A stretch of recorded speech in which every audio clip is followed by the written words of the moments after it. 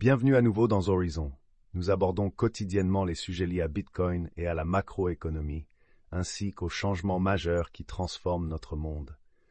En ce jeudi 2 mai, nous allons discuter du FOMC et de la macroéconomie. Entrons directement dans le vif du sujet.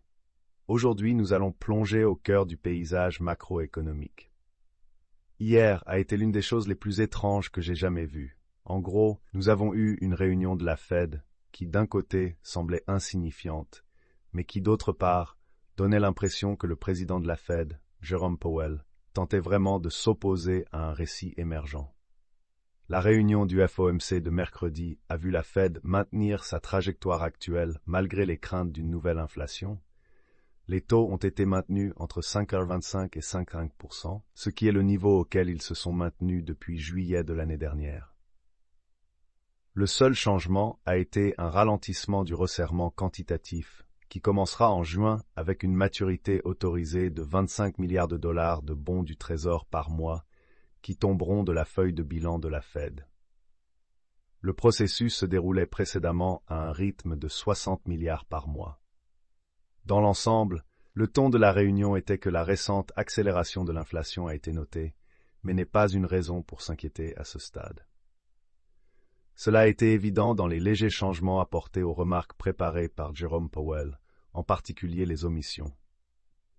La réunion du FOMC précédente en mars avait porté sur la détermination du moment où des réductions de taux pourraient être attendues. Powell avait déclaré que le comité attendait de plus amples données pour avoir confiance dans le fait que des réductions de taux deviendraient appropriées bientôt. Cette fois, Powell a déclaré que, jusqu'à présent cette année, les données ne nous ont pas donné cette confiance. Au lieu de cela, l'accent a été mis sur la politique actuelle, considérée comme appropriée pour faire face aux risques auxquels l'économie est confrontée, tant les risques d'une inflation croissante que le risque d'un ralentissement inattendu du marché du travail. Powell a souligné que le comité considère maintenant ces risques comme équilibrés et est confiant dans sa capacité à ajuster la politique pour faire face à ce qui pourrait arriver. L'un des principaux thèmes de la réunion a été les voies que l'économie pourrait emprunter à partir de maintenant. Powell a utilisé ce concept de voie pour expliquer où les taux de la Fed pourraient aller ensuite. S'il existait une voie où l'inflation se révélait plus persistante que prévu et que le marché du travail restait fort, cela serait un cas où il pourrait être approprié de ne pas réduire les taux. Concernant la voie où il serait approprié de réduire les taux, Powell a exposé deux scénarios. Le premier était simplement d'acquérir une plus grande confiance dans le fait que l'inflation descend à 2%. Powell a ajouté qu'une autre voie pourrait être un affaiblissement inattendu du marché du travail. Concernant les taux d'inflation, bien que Powell ait reconnu que les progrès sur l'inflation ont stagné, il a donné l'impression que la Fed ne recherche pas actuellement de hausse de taux pour y remédier.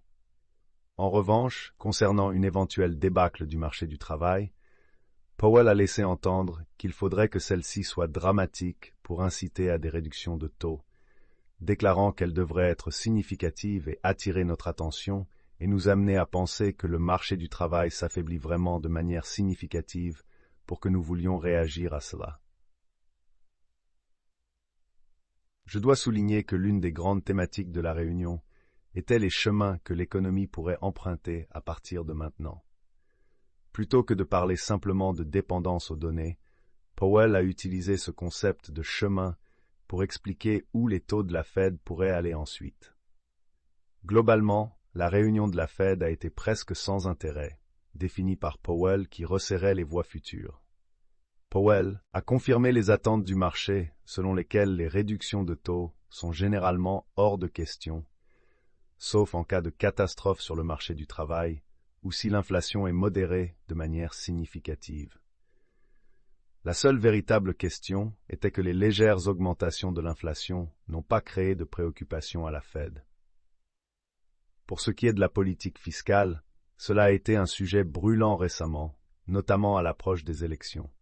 Les rumeurs ont diminué maintenant que les baisses de taux sont hors de la table, mais plus tôt dans l'année, certains craignaient que la politique de la Fed puisse stimuler la popularité de Joe Biden. De plus, la relation de travail de Powell avec l'ancien président Trump a été parfois tendue, pour le dire légèrement. Trump a récemment fait les gros titres en suggérant que le président devrait avoir le dernier mot sur les décisions de taux, ce qui détruirait complètement la notion d'indépendance de la Banque centrale. Pour finir, il est intéressant de noter que la plupart des décisions économiques significatives relèvent désormais du Trésor. Depuis que la Fed a cessé d'augmenter les taux en juillet de l'année dernière, ils n'ont pas vraiment eu grand-chose à faire. Pour l'instant, c'est tout pour Horizon. Portez-vous bien et prenez soin les uns des autres. À bientôt.